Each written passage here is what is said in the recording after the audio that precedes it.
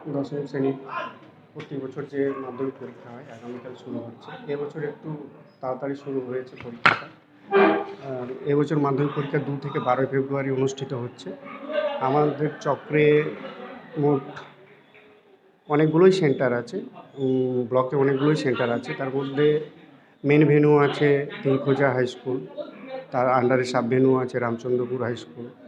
এইদিকে Asnan high school main venue, ওনার আন্ডারে আছে মির্জানগরের হাই স্কুলটা। এবং এইদিকে বলাইপন্ডাতে একটা সেন্টার আছে main venue, Paramanandapur Jagannath institution, তার সাব ভেন্যু হচ্ছে ময়নাপূর্ণানন্দ বিদ্যাপীঠ।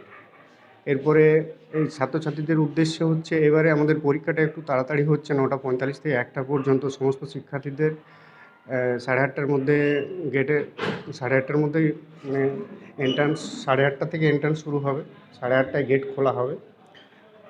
9:45 থেকে ওরা পরীক্ষায় কোশ্চেন পেয়ে যাবে, 1টার মধ্যে পরীক্ষা শেষ।